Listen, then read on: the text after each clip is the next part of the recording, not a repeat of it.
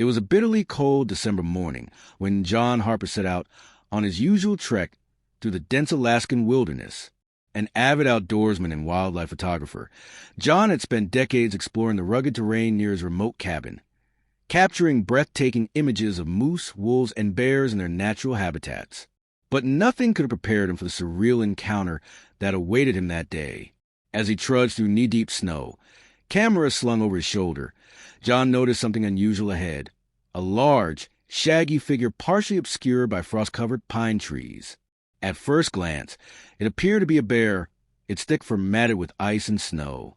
What struck John immediately, however, was the animal's behavior. Instead of retreating or showing signs of aggression as most wild bears would, this one stood eerily still, almost as if it were waiting for him. John froze, his instincts screaming at him to back away slowly. Bears weren't uncommon in these parts, but they typically avoided humans during winter months, preferring to hibernate until spring. This bear, though, seemed different, its movements sluggish, its posture oddly submissive. As John cautiously approached, he realized why. The creature was emaciated, its ribs visible beneath its frozen coat. Its eyes, clouded with exhaustion and desperation, locked onto his with an intensity that sent chills down his spine. Before John could react, the bear did something astonishing. It took a deliberate step toward him, then another, until it was close enough for him to see the frost clinging to its snout. Then, in a gesture so human-like it felt otherworldly, the bear lowered its massive head and let out a low, guttural whine. It wasn't a growl or a roar, but a plea, a sound that conveyed both vulnerability and urgency. John's mind raced. Every instinct told him to retreat. Getting too close to a wild animal, especially a predator like a bear, was suicidal. Yet, there was something about this moment that defied logic. The bear wasn't threatening. It was begging. For what? John couldn't say, but he knew deep in his gut that turning away would haunt him forever. Summoning every ounce of courage, John spoke softly, his voice trembling. "Okay, big guy," he murmured. "Let's see what you want." The bear responded by lumbering forward, its movements labored and unsteady. To John's astonishment, it began leading him deeper into the forest, glancing back periodically to ensure he was following. After several minutes of walking, they arrived at a small clearing where the source of the bear's distress became horrifyingly clear. Nestled against the base of a tree was a tiny cub, no more than a few months old, lying motionless in the snow. Its fur was damp and clumped with ice, and its breathing was shallow, barely perceptible. John's heart sank.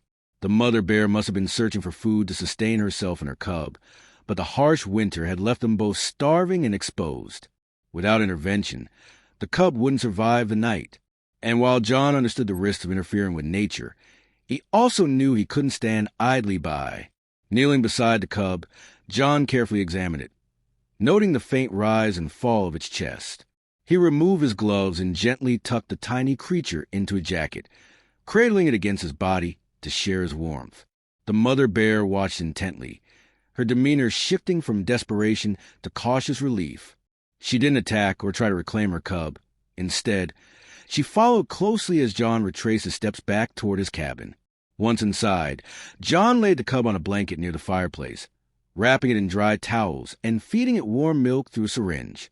The mother bear remained just outside, pacing anxiously, but keeping her distance. Over the next few hours, John tended to the cub with painstaking care, monitoring its condition and praying it would pull through. Miraculously, by evening, the little bear showed signs of improvement, stirring weakly and letting out soft squeaks that echoed through the cozy cabin. Exhausted but hopeful, John stepped outside to check on the mother bear. She was still there, her golden eyes reflecting gratitude and trust, an emotion rarely seen between humans and wild animals. In that moment, John realized this wasn't just an act of survival. It was a bond forged in the harshest of circumstances, one that would change his life forever. Over the following days, John Harper found himself in a situation he never could have imagined, caring for not one, but two wild bears under his roof. The cub, whom he affectionately named Frost, gradually regained strength thanks to John's relentless efforts. He fed it nutrient-rich formula every few hours, kept it warm by the fire, and monitored its progress with the meticulousness of a seasoned caregiver. Meanwhile, the mother bear, whom John dubbed Aurora after the shimmering northern lights that dance across the Alaskan sky, remained a constant presence outside his cabin. She would pace near the windows, occasionally pressing her massive paw against the glass as if checking on her cub. At first, John was wary of Aurora's proximity. Despite her docile behavior thus far, she was still a wild animal, a predator capable of immense power. Yet, there was something profoundly human about her actions. Her protectiveness mirrored the love any mother would have for a child, transcending species boundaries. Slowly, John began to trust her, recognizing that her intentions were rooted in desperation rather than danger. To ensure both bear survival, John devised a plan. He knew Frost needed time to recover fully before being reintroduced to the wild, and Aurora required sustenance to regain her own strength. Using supplies from his pantry and donations from nearby neighbors who had heard whispers of his extraordinary guests, John prepared meals of fish, berries, and meat scraps, leaving them just outside the door for Aurora. Each time, she approached cautiously, sniffing the air before accepting the offering. Over time, their interactions grew less tense, evolving into a quiet rhythm of mutual respect. As weeks passed, Frost transformed from a frail, lifeless bundle into a playful, energetic ball of fur. The cub adored exploring every corner of the cabin, knocking over furniture and chewing on anything within reach, including John's boots. Watching Frost thrive filled John with a sense of purpose he hadn't felt in years. It reminded him of why he loved living in the wilderness, to witness the raw beauty of nature and the resilience of life itself. But caring for the bears came with challenges. Supplies dwindled quickly, forcing John to make frequent trips into town, a journey that took hours each way through treacherous roads blanketed in snow. Neighbors, intrigued by his story, rallied around him, bringing extra food and blankets. Some even offered financial support, touched by the lengths John was going to save these animals. Word spread throughout the community, turning John's cabin into something of a local legend. Strangers stopped by hoping to catch a glimpse of the miracle bears, though John politely declined most visitors, prioritizing the bear's safety above all else. Aurora's relationship with John deepened during this time. Though she remained outside, she became increasingly comfortable in his presence. One particularly frigid evening, as winds howled and temperatures plummeted, John noticed Aurora lying motionless in the snow, her breathing shallow. Panic surged through him. He realized she was succumbing to starvation and exhaustion. Without hesitation, he bundled up and rushed outside, dragging her enormous frame closer to the cabin's warmth. For hours, he sat beside her, feeding her broth and speaking softly, willing her to fight. By morning, Aurora showed signs of improvement. Her eyes fluttered open, meeting John's gaze with an expression that seemed almost grateful. From that day forward, their bond solidified. Aurora no longer viewed John as a stranger. She saw him as part of her pack, a guardian who had stepped in when she couldn't provide for her cub alone. The turning point came when Frost was strong enough to venture outdoors. On a crisp, sunny afternoon, John opened the cabin door and watched nervously as the cub toddled out, wobbling on unsteady legs. Aurora immediately bounded over, nudging her cub gently with her snout. Frost responded with enthusiastic squeaks, tumbling playfully in the snow. Seeing them reunited brought tears to John's eyes. They were no longer broken survivors. They were a family again, yet John knew this reunion was temporary. His ultimate goal was to rehabilitate the bears so they could return to the wild, where they belonged. Keeping them dependent on humans for too long risked compromising their instincts and ability to fend for themselves. With a heavy heart, he began preparing for their eventual release, knowing it would mean saying goodbye to creatures who had come to feel like family. During this period, John documented their journey extensively, capturing photos and videos of Aurora and Frost's recovery. He shared snippets online, hoping to raise awareness about the struggles wildlife face in harsh climates. The response was overwhelming. Thousands of people followed their story, donating funds, sharing messages of encouragement, and advocating for conservation efforts. What started as a personal mission had blossomed into a global movement, uniting strangers through a shared appreciation for nature's resilience. One evening, as John scrolled through comments from supporters, he stumbled upon a message that stopped him cold. It was from Dr. Emily Carter, a renowned wildlife biologist specializing in bear rehabilitation. Intrigued by John's posts, she offered her expertise to help prepare Aurora and Frost for reintegration into the wild. Grateful for the assistance, John eagerly accepted, arranging for Dr. Carter to visit his cabin. When she arrived, laden with equipment and supplies, Dr. Carter wasted no time assessing the bear's condition. After examining Frost, she declared him healthy enough for gradual exposure to the outdoors. For Aurora, however, the prognosis was more complicated. Years of malnutrition and stress had weakened her immune system, making her vulnerable to illness. Dr. Carter recommended a regimen of supplements and monitored exercise to build her strength before attempting release.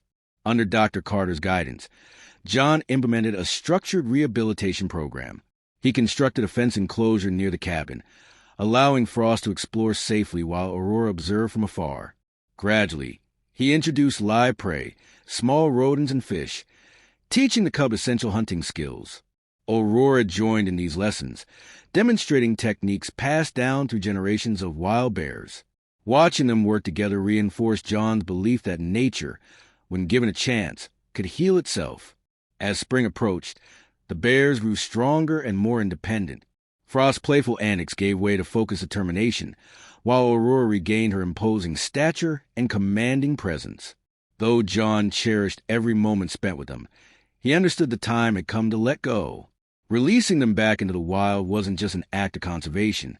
It was an acknowledgement of their true identities as creatures of the forest, not captives of human kindness. On the morning of their release, John stood at the edge of the clearing, watching as Aurora led Frost toward the tree line. Before disappearing into the woods, Aurora paused, turned to look at John one last time. Her golden eyes held a depth of emotion that transcended language, a silent thank you etched in the fabric of their shared experience. Then, with a final nod, she disappeared into the wilderness, Frost bounding happily at her side. The departure of Aurora and Frost left a profound void in John Harper's life, but also ignited a fire within him, a renewed sense of purpose that extended far beyond the boundaries of his Alaskan cabin. What had begun as an extraordinary act of compassion toward two struggling bears evolved into a lifelong commitment to wildlife conservation and environmental stewardship. Through their journey together, John realized that his role wasn't just about saving individual animals. It was about protecting entire ecosystems and advocating for the delicate balance between humanity and nature. In the months following the bears' release, John dedicated himself to documenting their story in greater detail. He compiled photographs, videos, and journal entries into a book titled Frozen Hearts, A Winter's Tale of Survival, which chronicled not only Aurora and Frost's miraculous recovery, but also the broader challenges faced by wildlife in extreme climates. The book resonated deeply with readers worldwide, becoming both a bestseller and a catalyst for change. Its success allowed John to establish the Northern Lights Wildlife Fund, a nonprofit organization focused on rehabilitating injured or orphan animals and preserving their natural habitats. Under the fund's umbrella, John launched several initiatives aimed at addressing the root causes of wildlife endangerment. One of his first projects involved collaborating with local governments and indigenous communities to create protected zones where human activity, such as logging, mining, and recreational hunting, was strictly regulated. These efforts ensured that animals like Aurora and Frost could thrive without constant threats to their survival. Additionally, John worked tirelessly to educate the public about coexistence, hosting workshops and school programs that emphasize respect for wildlife and responsible outdoor practices. Dr. Emily Carter, whose expertise had been instrumental in preparing Aurora and Frost for reintegration, became a close ally in John's mission. Together, they developed innovative rehabilitation techniques tailored to different species, from bears and wolves to birds of prey. Their work attracted attention from researchers and conservationists around the globe, leading to partnerships with universities and wildlife sanctuaries eager to adopt their methods.